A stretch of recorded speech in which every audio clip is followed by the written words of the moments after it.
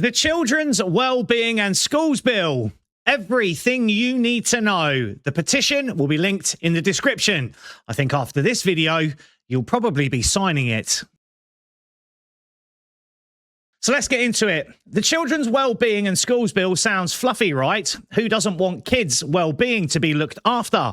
Who doesn't want schools to run better? But like everything with this Labour government, you've got to read the fine print, because hidden underneath the good intentions are some massive red flags. This isn't just about looking after vulnerable kids. It's also about building more databases, more central control, and more state oversight into family life. So today, I'm going to take you through the bill, red flags first, because if you don't understand where the control is creeping in, you'll only see the nice headlines they want you to. So first up, red flag number 1, consistent identifiers, also known as child tracking numbers. One of the biggest alarm bells here is the introduction of what they call consistent identifiers. What does that actually mean? Well, in plain English, it's a permanent number or code attached to every child, designed to follow them through the system, schools, social care, health, even interactions with the police. And the bill makes it mandatory that every designated person, teachers, social workers, health staff, must include that number whenever they process information about a child, if it's linked to safeguarding or welfare. Now, it doesn't sound all bad, does it? They'll sell this as making sure information doesn't fall through the cracks. But think about what that really means. This is the creation of a universal child database. Imagine if someone got hold of that. One that allows different arms of the state to track, record, and cross-reference everything about a child's life. Education records, safeguarding concerns, health issues, behavioral notes, even family circumstances.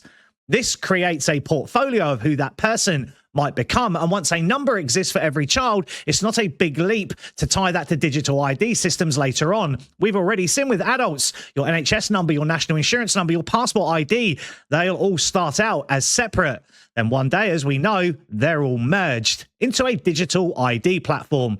This is being shipped in under child protection, but in reality, it's the foundation of total surveillance of the next generation. Then we have flag number 2, multi-agency child protection teams. You see, the bill forces every local authority to set up multi-agency child protection teams and legally requires different institutions to work together under state-set rules. Sounds pretty good in theory, right? Education, police, social workers, NHS, all sitting around a table to protect children. But the wording matters. It says these teams must have at least one police officer, one NHS professional, one social worker, and one education rep. And they won't just cooperate, they'll have to sign memorandums, binding agreements on how they'll share data and work together. But what does that mean? Well, police inside school safeguarding systems, social workers plugged into your child's school attendance data, health staff required to feed in information from the NHS to the local authority.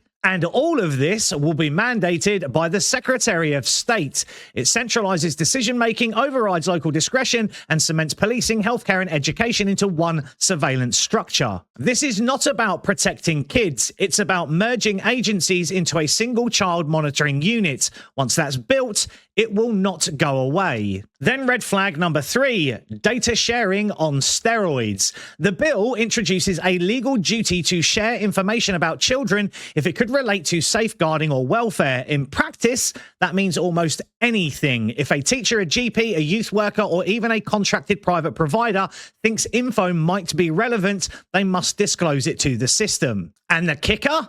The bill explicitly says that sharing this information won't count as a breach of confidentiality. In other words, privacy laws and professional boundaries are overridden by the state's demand to collect information. Combine that with the consistent identifiers and the multi-agency teams, and what you've got is a legalized pipeline for constant data collection on children. Red flag number 4, the power to deprive children of liberty. This one is a very dark one. The bill expands the law around deprivation of liberty for children in care. Previously, only secure accommodation was used in extreme cases. Now, this bill allows local authorities to deprive children of their liberty in other types of relevant accommodation. What that means is if they decide a child might abscond or pose a risk to themselves or others, they can be locked up in accommodation that isn't technically a secure unit, but still counts legally as a place of detention. And that massively widens the net for when kids can be legally detained. On paper, it's for their safety. In reality, it's more state power to take children out of circulation when they don't fit the system. And red flag number 5, crushing independence in education.